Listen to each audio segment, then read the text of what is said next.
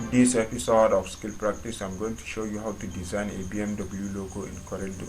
So let's go to the practice. Idan zaka design BMW logo a CorelDRAW, zaka zo ka da farko zaka yi clicking a ellipse tool a toolbox. So sai ka zo ka yi designing din shi a design page kamar haka.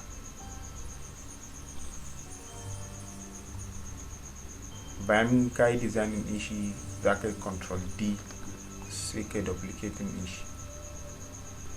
Bayan ka yi duplicating sai ka zo ka resize a nan wurin.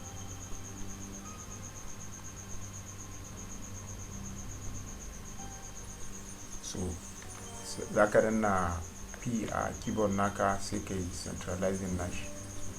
So a nan wurin yanzu za mu ƙara rage ma wannan girma kaɗan. So a nan wurin yanzu za mu sama wannan black color, sai wannan za mu zo mu samu wannan color ɗin. So bayan da muka fidda shi a nan wurin yanzu za mu ɗauko rula za mu yi amfani da ita. So a nan wurin ka ɗauko rula sai ka zo ka danna P ka yi centralizing ɗin rula naka. Sai mun ɗauko horizontal rula, shi ma mun yi centralizing wannan rula ɗin. So bayan nan wurin yanzu sai mu clicking a freehand tool a toolbox,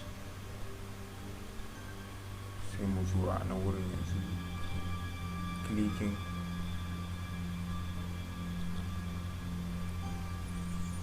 sai a wannan shi ma za mu zo sai mu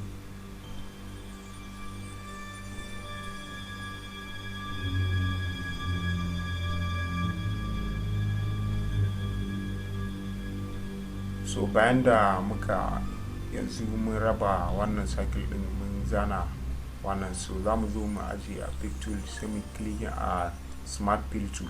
Bayan mun clicking a smart fill tool sai mu zo mu clicking mu raba wannan cycle din. So yanzu mun raba shi kamar yadda za ku gani. So sai mu zo a nan wurin yanzu za mu sa mai color. A nan wurin sai mu sa wannan white, nan kuma za mu sa mai cyan.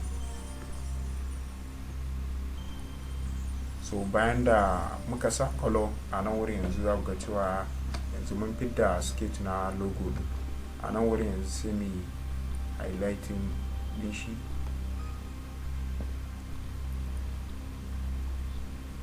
Bayan ka yi highlighting din shi a nan wurin yanzu mun yi selecting cycle din gaba ɗaya, sai ka danna F12 a keyboard naka, za mu sa mai outline.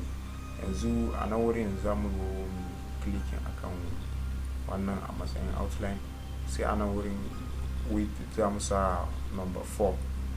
bayan nan wurin yanzu za ku ga cewa yanzu wannan shine a logo na. Sai za mu zo mu clicking a text tool. Bayan mun clicking a text tool sai za mu zo mu sa B space M space W. Za mu zo a nan wurin sai mu zo mu ɗauko wannan text ɗin sai mu kawo shi. Za mu sa mai color, sa mai white.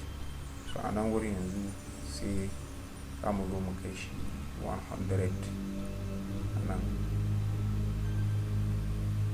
So ya yi girma da yawa, za mu zo mu rage shi.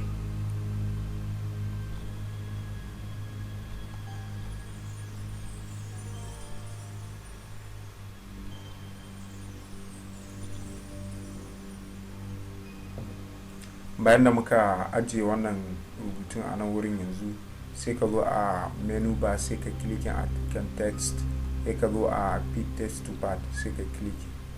So bayan ka yi clicking sai ka zo ka wannan zai baka daman ka ajiye wannan text. So a yanzu za mu ɗanyi zooming ta yadda sai mu clicking jawo shi ƙasa.